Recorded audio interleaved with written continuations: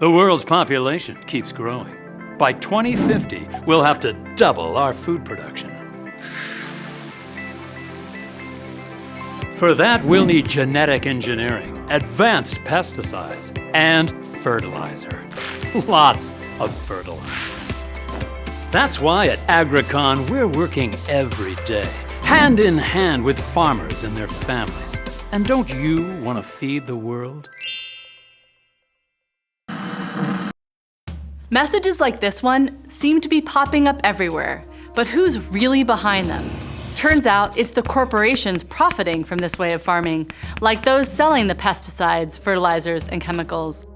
They're spending billions to warn us that their way is the only way, with industry groups like the Alliance to Feed the Future, whose members include the Association for Dressings and Sauces and the National Frozen Pizza Institute.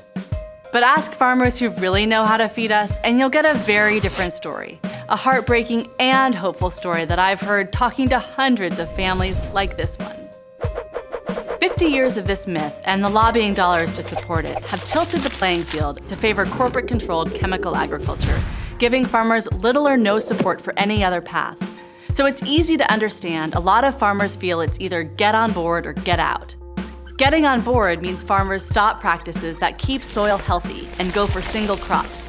Livestock that used to be raised on the farm get crammed into polluting factories. To keep this unnatural system going, these farmers now buy expensive inputs, all from ever fewer corporations demanding ever-rising prices. It's a quick addiction.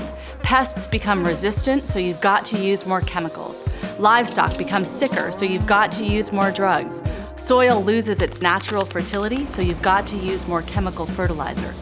Then on the other side, when farmers try to sell their crops, they face only a few big buyers offering unpredictable prices. The economics don't work for long. Over the last 50 years, millions of desperate farmers have had to sign contracts with corporations that dictate their every move, or have lost their farms altogether. More and more farm income is concentrating at the top, so now only 1 in 10 US farms can support a family. In many other countries, a similar thing is happening. Small farmers who buy into the promise that corporate agriculture is the solution often get trapped by debt and dependency. So yes, corporate agriculture is good for some folks, including some of the largest growers, but not the typical farm family.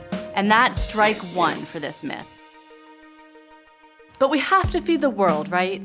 And if not this way, what choice do we have? A great one. We just don't see ads for it, and it certainly isn't getting the subsidies going to corporate ags. State-of-the-art sustainable farming ends this unnatural chemical addiction. It uses better practices, not ever more expensive purchases. Sustainable farmers build healthy soil by planting a variety of crops and rotating them. They raise their animals on the farm, not in cramped factories. They fertilize using compost and livestock or planting soil-nourishing crops. Healthier plants with good crop rotation also help keep pests in check without hurting the bugs we need, like those all-important pollinators. How does this choice impact everyone else? Massively. Industrial farms degrade and erode precious topsoil. 64 tons per acre are being lost every year in some spots in our heartland. They suck up huge amounts of water, a lot of it from deep underground, essentially irreplaceable. And they use millions of pounds of antibiotics, a practice that leads to dangerous new bacteria. They also produce toxic runoff that pollutes our rivers, our oceans, and us. The average American already has at least 13 pesticides in our bodies. And thanks to chemicals in the field, farmers and farm workers have higher rates of many cancers. So the sustainable farm is better for farmers and the environment. But can it really feed the world? Study after study is saying yes. Sustainable farms produce as well, and in drought years, even better. This is important news for small farmers who already grow 70% of the world's food. To increase production, they don't have to follow the chemical path. And the future we're all talking about feeding? The industrial farm requires more fossil fuels, water, and mined minerals, all stuff that will only get more expensive as it runs out. So down the line, the chemical path not only can't work for farmers, it won't be a choice at all. Corporate agriculture doesn't reliably grow more food in the future or even today. And that's strike two for this myth.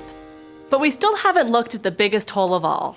They say we need to double food production or we'll go hungry. Really? We already have almost 3,000 calories a day available for every human being on Earth. More than enough.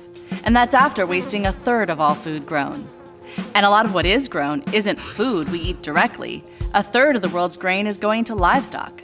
In the US, our biggest crop is corn, but less than 1% of all corn planted is what we eat.